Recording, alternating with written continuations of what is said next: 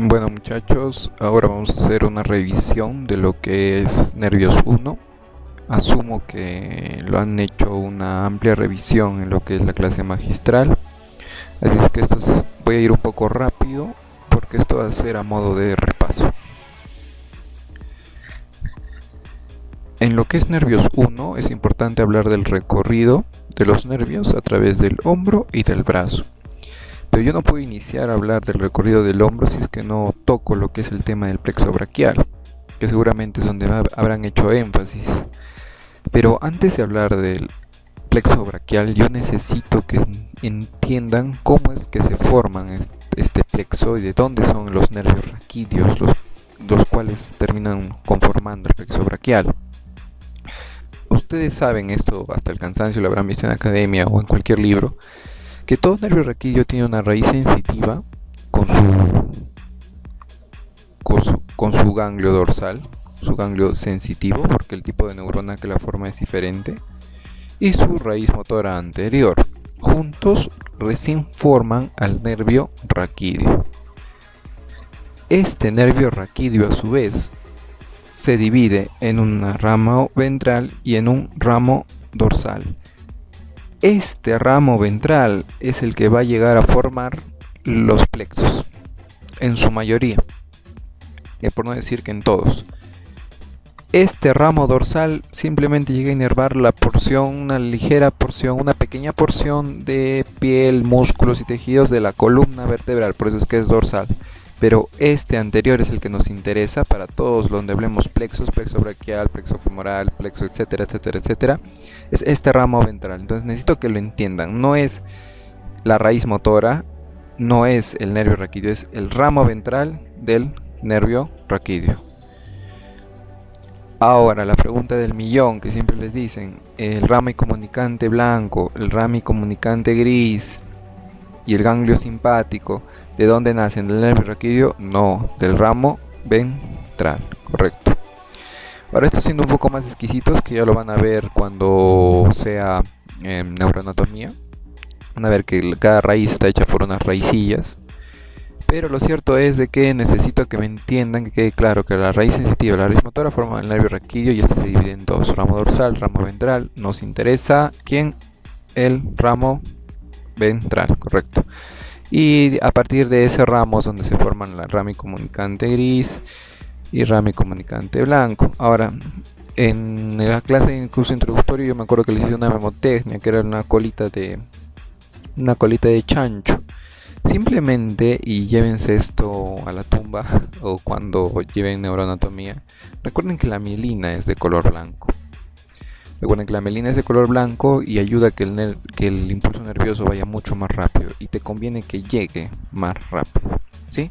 Tengan en mente eso y así entenderán bastante en el tema de neuroanatomía cómo son los circuitos, porque es que se forma la colita de chanchito. Sigamos. Bueno, una vez más ya un dibujo recontra, ya más práctico, más real. Y ahí está. Correcto. Ahora, en lo que es el plexo braquial ya lo han revisado, ya lo han visto, y simplemente quisiera que estuvieran al instante repitiendo conmigo.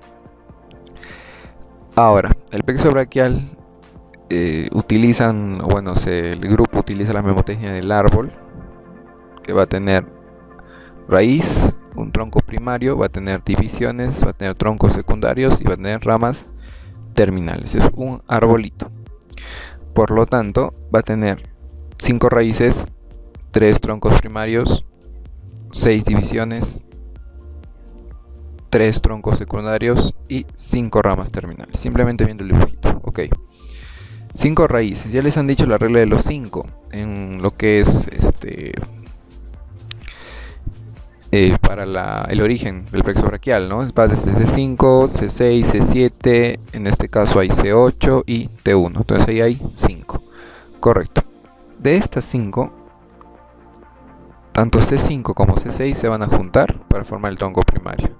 C7 continúa independiente y C8 con T1 se juntan para formar el tronco primario, ok. Entonces, estos troncos primarios tienen nombre de superior, medio, inferior. Todo en cuanto a lo que es la posición anatómica. Recuerden la posición anatómica hasta que se acabe el curso o hasta que se mueran. Estos troncos primarios se dividen a su vez en una porción anterior y una porción posterior. Cada uno. Una anterior y una posterior. Una anterior y una posterior. Ahora, las dos anteriores del superior y del medio se juntan. Esta una anterior y otra posterior. Las dos anteriores del superior y medio se juntan y forman el tronco o el tronco secundario, o también según Gray fascículos, antero-externo. Y el inferior continúa independiente y forma el antero-interno. Todos los posteriores van a formar el posterior. ¿Sí? Y aquí es donde se forma ya lo más simple, que son las ramas terminales. Ambos anteriores se dividen en dos ramitas, o por decirlo todos, pero hay una rama que continúa independiente del antero externo, que va a ser el músculo cutáneo, pero da una ramita que se junta con otra ramita del antero interno que forma el mediano, y una rama del antero interno continúa independiente que es el cubital. Ahora el posterior también se divide en dos, pero la más gruesa, la de mayor calibre, es el radial, y la de menor calibre es el nervio axilar. Entonces, brevemente, esto es cómo se forma el plexo braquial. Dos puntos aquí. Uno, de que frecuentemente se les pide que en los quizzes dibujen el plexo braquial. En un examen ya del tema en sí, ya no un simple quiz, vino que dibujaran el plexo braquial. Y además, cuando se les saca al momento de realizar los seminarios, se les pide describir cómo se forma el plexo braquial. Una vez más, les digo que recuerden que no es la forma como yo la he descrito, no es la última palabra, pero es una forma práctica que espero que la tomen en cuenta y pueden utilizar ustedes sus propias palabras. ¿Sí? Continuemos. Bueno, esto del plexo prefijado y posfijado no es más de que a veces recibe inervación extra de C4 y altera un poco la inervación aquí. Por eso es que está esto aquí. Sería bueno que lo lean, es muy simple. No quiero ahorita perder tiempo explicando eso, pero a veces preguntan. Bueno, ya hemos visto que tiene el plexo raíces, troncos primarios, divisiones, troncos secundarios o fascículos y ramos terminales. ¿Qué me interesa que sepan por este tema, por este tópico? Que de las raíces sale el nervio para el escaleno y el elevador del cuello. También el nervio romboides y del serrato mayor, que para Gray tiene otro nombre, que también está incluido en su guía. Del tronco primario tienen que saber que va para el subescapular y para el supraespinoso. Perdónenme, supraescapular y el subclavio. Ahora, dentro de las divisiones, ojo, no sale ninguna ramita. Y dentro del tronco secundario, o sea, los fascículos, sale para el pectoral mayor. Del posterior sale para el subescapular superior, subescapular inferior, tóraco-dorsal, y del antero inferior van a salir para el pectoral menor, antebraquial cutáneo interno y braquial cutáneo interno. Recuerden siempre esta temática o esta técnica que utilizamos nosotros. Redondito siempre significa que es enteramente sensitivo. Cuadrado significa que es enteramente motor. Por lo tanto, estos son hasta el momento los únicos sensitivos. Finalmente, los ramos terminales, en realidad todos debieran ser cuadrado con redondito, porque más adelante, ya como vean nervios 2, se van a dar cuenta de toda la inervación sensitiva que tienen estos 5 nervios, pero hasta el momento en lo que es hombro y brazo solamente es motor. Entonces, finalmente, una vez más, el repaso con este repaso es con lo que se les debe quedar. De las raíces solo tenemos 3 ramitas: elevador y largo del cuello, escalenos y largo del cuello de C5, de los romboides que sale de C5, C5, C6, C7, serrato mayor, supraescapular, subclavio del tronco primario superior, no hay ninguno más, divisiones ninguna, y finalmente de los troncos secundarios o fascículos del antero externo, pectoral mayor. Del posterior salen 3, subescapular superior, subescapular inferior, tóraco dorsal. Del antero interno, pectoral menor, antebraquial cutáneo interno y braquial cutáneo interno. Ojo que esto tiene otros nombres en Gray, pero traten de agarrarle las sinonimias. Un dibujo que algunos se entienden mejor con este tipo de dibujos. Me parece que este es de Moore. Ahora, una vez más, el detalle de los colorcitos. No es por gusto, no es aleatorio el tema. Miren aquí, simplemente para utilizar este ejemplo, el pectoral mayor tiene doble inervación, ¿sí? Y ahora mi trabajo en este momento, lo que quiero hacer con esta exposición es demostrarles el hecho del por qué es que tiene esta doble inervación. Empecemos primero con los de las raíces, ¿no? El escalenos y largo del cuello. Entonces, ya cuando vean cuello, lo van a ver más detenidamente el músculo escaleno, pero por lo tanto, entiéndanlo por su ubicación, que conforme vaya caminando el plexo braquial, va a ir inervando las estructuras que están adyacentes. Por lo tanto, el músculo escaleno anterior es un músculo que está por delante del plexo braquial, entre comillas lo está protegiendo de cualquier trauma, pero incluso hay otras anomalías en las cuales hay escalenos accesorios que peor comprimen el plexo, pero entiendan que está por debajo. Por eso es que es una de las primeras ramas que el plexo da. También, bueno, esta diapositiva me sirve para hacerles acordar que existe también una costilla accesoria, que lo único que va a hacer es comprimir el plexo braquial. Seguramente ya van a ver todo este tipo de sus patologías en lo que es la revisión de casos clínicos. Sigue caminando el plexo y miren aquí, va a estar terminando por debajo del pectoral menor, ¿sí? Por debajo del pectoral menor. Entonces ya vimos que el plexo camina, está por debajo del escaleno anterior, por detrás de la clavícula, por encima de la primera costilla y llega por detrás del pectoral menor. Bueno, Gray contribuye un poco a las divisiones que hemos visto aquí. Y aquí un detalle importante en su recorrido del plexo en relación a la arteria, es que la arteria está por delante, el plexo está ligeramente por atrás, pero al momento de dar el nervio mediano se vuelve a ser un poco anterior.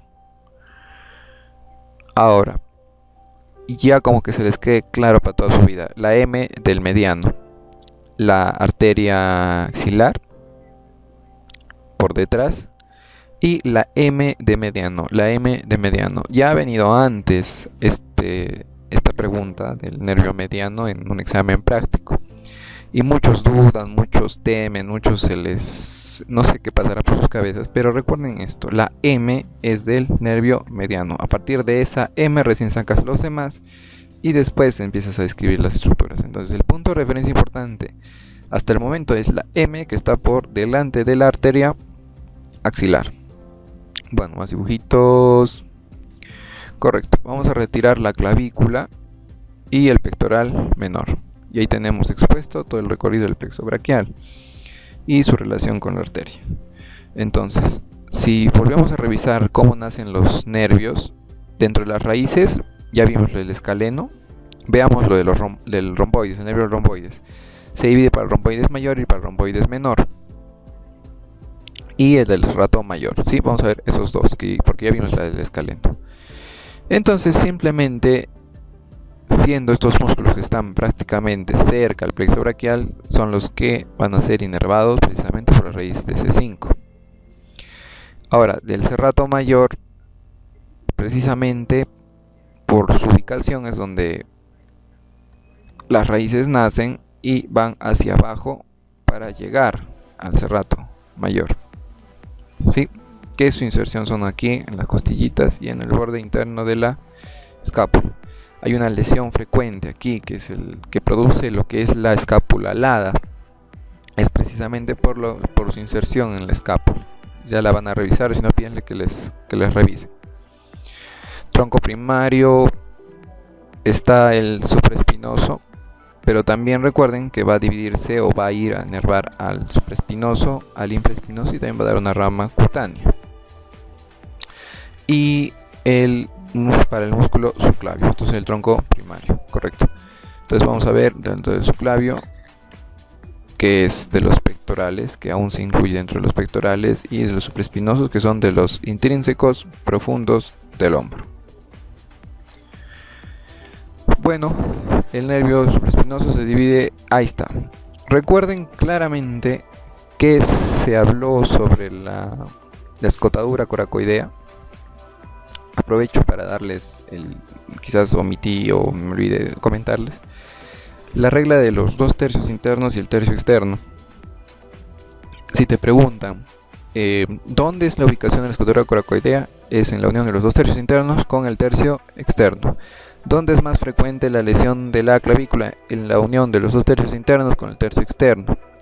¿Dónde? Bueno, cuando vean apendicitis, los puntos de referencia es entre los 2 tercios internos y el tercio externo. Casi todo se repite esa reglita, entonces ténganla en cuenta. Ahora, el nervio para el músculo supraespinoso es precisamente que va por esta escotadura, por debajo del ligamento, y la arteria es la que va por encima, ¿sí? Entonces, mirándolo detalladamente, es aquí, viene por aquí, se dio una ramita para el músculo supraespinoso, una ramita para el músculo infraespinoso. Claro, acá también te puedes dar cuenta que también llega a inervar la articulación. Ahora, para el subclavio es obvio que siendo este plexo protegido por la clavícula y siendo un músculo subclavio un músculo inferior a la clavícula, va a dar su ramita a ese nivel, ya que las raíces están a este nivel. Acá recién caen los troncos. Músculo subclavio. Correcto, luego las divisiones y finalmente los troncos secundarios o fascículos. Para el pectoral mayor, que da su super ramita al pectoral menor.